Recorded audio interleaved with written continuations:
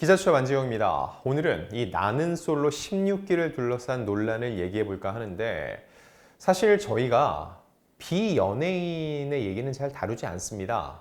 왜냐면은 이 공적인 영역에서는 좀 벗어난 인물들이라고 저희가 판단을 하기 때문이죠. 그런데 이제 고소 고발 사건으로 번졌죠. 형사 사건이 됐습니다. 그리고 댓글을 통해서 이 사안을 한번 정리해 달라는 워낙 얘기들이 많아서 저희가 한번 다뤄보려고 합니다. 근데 괜히 논란을 부추기거나 퍼뜨리는 건 아니고요. 또 자극적으로 다루지도 않을 겁니다. 사실 그런 걸 기대하셨다면 미리 좀 사과를 드리고요. 대신 왜 이렇게 시끄러워? 도대체 뭐가 문제야? 이 내용이 뭔데? 이렇게 궁금하신 분들이 딱 봤을 때 이렇게 시작돼서 여기까지 온 거구나. 그래서 이런 문제가 불거졌구나 하는 그 정도 내용을 쭉 정리해 드릴까 합니다. 자, 일단 16기 제2차 돌싱 특집이었습니다. 10기가 1차 돌싱 특집이었고요. 2023년 7월 26일부터 10월 4일까지 방송이 됐어요. 시청률은 7에서 8%, 역대 최고치였고요. 자체 최고 기록을 경신했습니다. 그리고 나는 솔로 역대 최장 분량이었어요.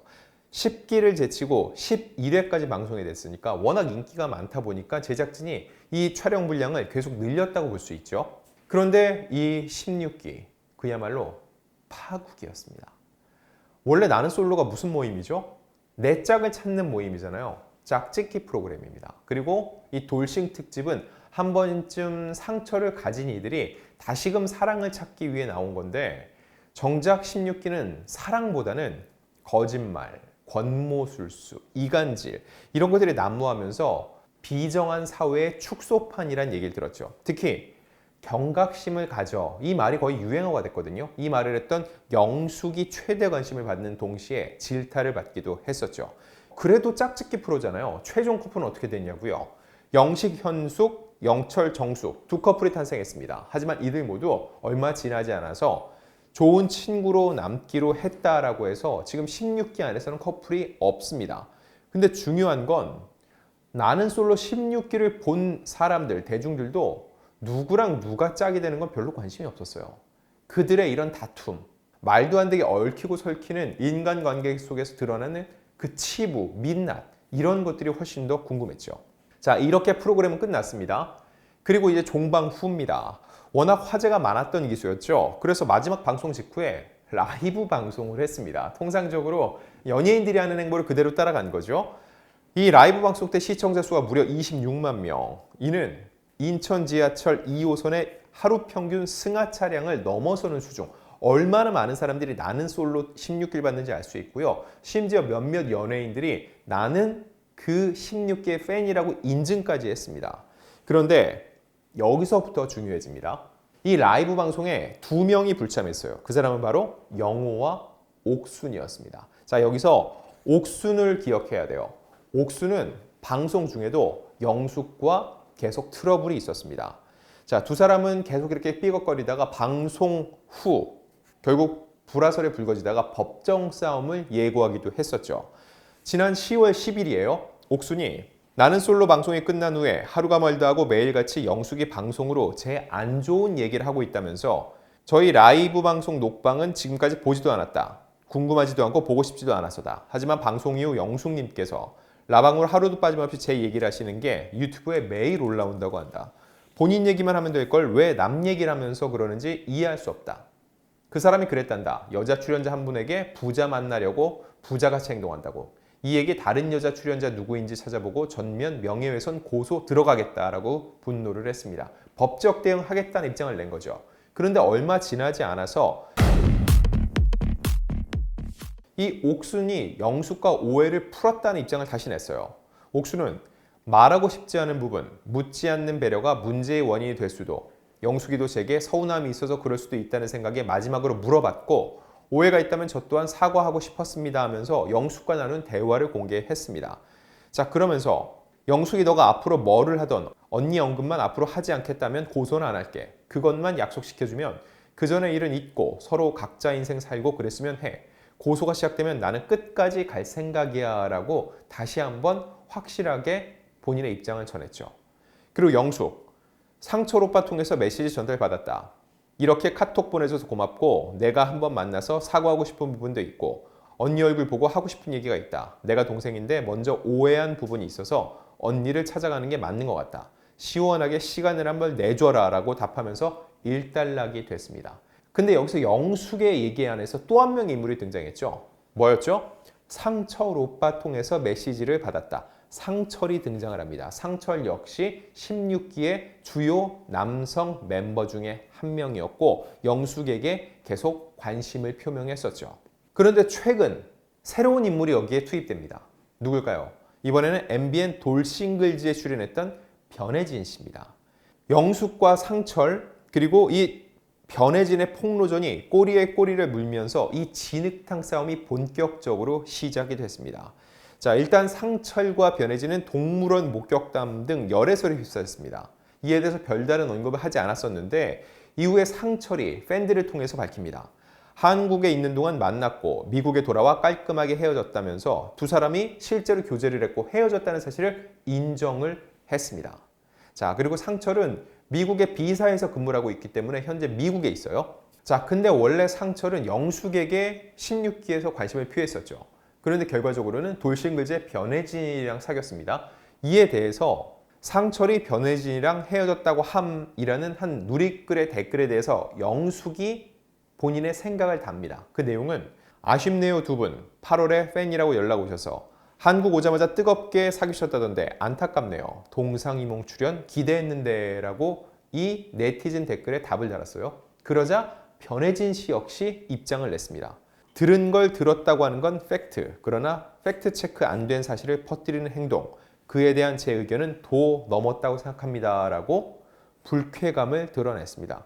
들은 걸 들었다. 둘이 사귀었다고 하던데 이런 얘기 들은 건 알겠는데 그거에 대해서 본인이 이런 개인적인 사견을 담아서 얘기하는 거는 불쾌하다는 얘기였죠. 이렇게 영숙과 변혜진의 싸움으로 비화될 것 같았죠. 그런데 이 변혜진, 이번에는 11월 15일 16기 또 다른 남성 출연자인 영철과 같이 유튜브 채널에 출연해서 상철의 사생활을 폭로하기 시작을 했습니다. 자, 변혜진 씨의 얘기입니다. 의도치 않게 제 사생활이 공개됐습니다. 사람을 인격적으로 모독하는 말들도 너무 많이 들었습니다. 이게 상철로부터 그랬다는 거예요. 입 밖으로 꺼낼 수도 없는 상처되는 말들도 너무 많이 했습니다. 그리고 상철이 여자 셋을 두고 고민하는 행동을 했다면서 여성 편력을 주장을 했죠. 자, 이제 화살이 상철로 갔습니다. 이에 대해서 상철의 입장은 어떨까요? 엑스포츠와의 인터뷰에서 변혜진을 만날 때 다른 여자친구를 사귀거나 양다리를 걸친 적이 없다. 팬심으로 담백하게 저녁 식사하고 커피 마시는 분은 있었다. 이 사람 사귀고 저 사람 사귀고 동시에 한 건 아니라고 반박을 했죠. 이게 11월 15일 이후에 벌어진 일이에요. 근데 여기에 또다시 영숙이 참전을 합니다. 영숙이 11월 20일 상철에게 받은 메시지를 공개하면서 이들의 진흙탕 싸움이 본격화됐습니다. 이 메시지 다소 수위가 높습니다. 그래서 저희가 여기서 굳이 전해드리지 않을게요. 뭐 다른 기사 검색해도 나와 있기 때문에 저희가 이 내용을 다시금 언급하는 건 적절치 않아 보입니다. 아무튼 이 수위문 높은 메시지가 공개되자 상철 또 입장을 냈어요. 상철은 색드립 대부분 짜깁기지만 서로 좋아하는 성인 남녀 간의 이성관계에서 진한 대화, 색드립 전혀 문제될 것 없다. 다들 당당하게 건전한 성생활 하라라면서 오히려 당당하게 맞섰습니다.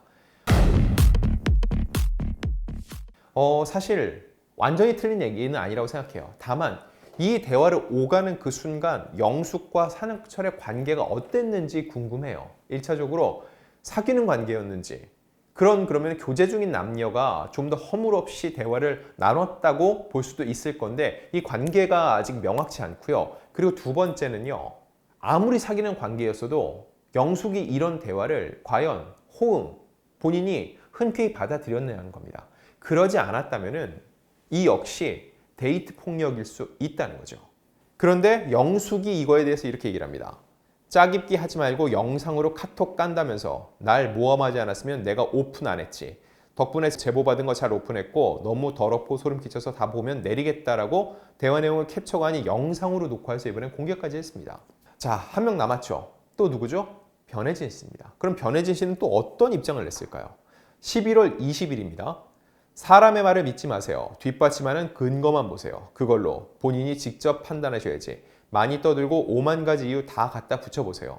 서로 좋다고 만난 사람 정신병 취급하며 가해자 만들고 본인은 피해자 만들면서 바람을 정당화하지 마세요라고 성토를 했습니다. 이 바람, 앞서서 상철이 이 사람 저 사람 만났다라는 본인의 주장을 다시 한번 변혜진은 강화를 시켰습니다.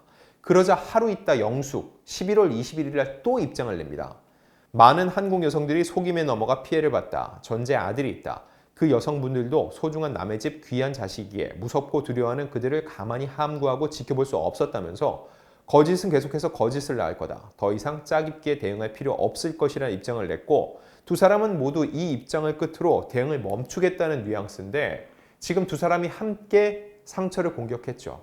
이번에는 상철이 참지 않았습니다. 바로 상철이 고소 카드를 빼든 건데 이렇게 얘기를 합니다. 허위 사실을 무분별하게 유포하고 있다. 끝까지 엄벌에 처해 사람으로서 해도 되는 행위야 그렇지 않은 행위에 대해 그들에게 명백히 알려줄 것 이러면서 허위사실 유포에 의한 명예훼손으로 고소할 것을 예고를 했고요. 실제로 11월 24일 법률 대리인을 통해서 서울 강남경찰서에 고소장을 제출했습니다. 변호인의 입장은 이거예요. 상철의 지극히 내밀한 사생활에 관한 내용이 포함되는 메신저 대화와 여러 추측성 이야기가 무분별하게 유포되었고 일부 누리꾼들에 의해 확대 재생산되고 있다. 공익에 부합하지도 않고 명분도 없는 폭로 행위로 인해 상철은 감당하기 어려운 고통과 수치심을 겪고 있다고 주장을 했습니다. 그리고 상철은 미국에 있다는 이유로 이에 대해 최소한의 보호도 받지 못하고 있었으며 일부 누리꾼에 의해 2차, 3차 가해까지 이루어지고 있는 실정이다. 이번 사태를 주도한 영숙 등 명예훼손적 행위란 3자 모두에게 민형사상 가능한 모든 법적 책임을 엄중히 물으려 한다고 덧붙였습니다. 자, 이렇게 지금 변혜진, 영숙, 상철의 싸움이 굉장히 심화됐죠. 근데 여기에 맨 앞에 언급했던 또 한 명의 인물이 등장합니다. 누굴까요? 옥순입니다. 영숙과 화해한 줄 알았던 이 옥순, 11월 24일, 즉 상철이 고소장을 제출한 이날 자신의 SNS 계정에 저는 늘 한결같이 그 자리에서 응원합니다. 오빠의 어떤 선택이든 늘 응원하고 지지합니다. 힘내세요, 상철 오빠. 돌연 상철을 응원하면서 상철의 계정을 태그하기도 했습니다. 자, 어떻게 좀 정리가 되시나요? 이 16기를 보신 분들은 좀 더 쉽게 이해를 하셨을 것 같고 보지 않으신 분들은 이해를 안 하시길 빕니다. 저는 제 얘기 듣고 아 이거구나 하고선 이해하는 게 아니라 뭐야 뭔 소리인지 모르겠어 하고서는 그냥 영상 끄시고 안 보기를 당부를 드립니다. 자, 제가 이제 결론을 낼게요. 이렇게 팩트체크만 해도 굉장히 길었죠. 이 외에도 16기를 둘러싼 논란은 참 많았어요. 유료 팬미팅 논란, 영숙의 시상식급 소감, 또 비하 논란, 곱창집 서비스 논란 등 따지면 한두 가지 하는데 이거 다 제외하겠습니다. 이거 정말 며칠 있으면 아무도 기억 못할 얘기이기 때문에 신경 안 쓸게요. 자, 다만 저는 이번 논란을 보면서 세상이 참 달라졌다는 걸 느낍니다. 연예인이 아니어도 유명인이 아니어도 누군가 이런 미디어 환경 속에서 유명인이 될 수 있다는 거, 연예인의 버금가는 이런 인지도를 쌓을 수 있다는 거, 그리고 대중이 그들에게 관심을 갖는 세상이 열렸다는 거죠. 이 출연자들도 개인 채널을 열고서는 열심히 적극적으로 소통을 하면서 여러 매체에 출연을 하기도 하는데 이렇게 놓고 봤을 때 한 20년 전부터 자기 PR 시대라는 말이 나왔는데 요즘에 와서 지금 이 시대에 와서야 이 자기 PR 시대란 말이 가장 적합한 게 아닌가라는 생각이 듭니다. 하지만 그 결과는 뭘까요? 피로 누적입니다. 궁금하지도 전혀 알고 싶지도 않았던 그들의 사생활과 관련돼서 여러 폭로가 이어지고 이게 또 일선 매체를 통해서 기사화되죠. 여기서 제3자, 대중들은 엄청난 피로감을 느낍니다. 그럼에도 불구하고 누군가는 또 궁금해하죠. 근데 장담컨대 딱 몇 달만 지나면 아 그런 일이 있었나? 아 그런 일이 있었지 하고서는 넘어갈 만한 일이에요. 왜냐면 생각을 해보세요. 나는 솔로 16기가 7월부터 방송돼서 여름을 뜨겁게 달구다가 전청조 사건이 터지면서 16기가 쏙 내려갔습니다. 10월부터 11월까지는 전청조 얘기로 정말 대한민국이 들끓었어요. 그런데 이게 지금 주춤하면서 나는 솔로 얘기가 또 올라오고 있죠. 이런 식으로 하나의 이슈가 생기면 다른 이슈는 저 지하 아래까지 내려갑니다. 그리고 몇 달이 지나면 사람들은 기억조차 못하게 되죠. 그럼에도 불구하고 관심을 갖고 궁금하고 이거를 알아보고 싶은 사람들 굳이 말리진 않습니다. 그거 자체에서 본인이 어떠한 즐거움을 얻는다면은 이걸 따라가는 것도 뭐 각자의 취향인 거죠. 그런데 그들의 싸움은 그야말로 그들의 싸움입니다. 그 자체로 내버려둘 필요가 있다고 생각을 하고요. 그냥 제가 마지막으로 드리고 싶은 말은요. 요즘 날씨가 춥잖아요. 맛있는 거 드시면서 몸 관리하시고요. 그리고 좋은 거 보시면서 멘탈 관리도 하시는 게 최고가 아닐까 싶습니다.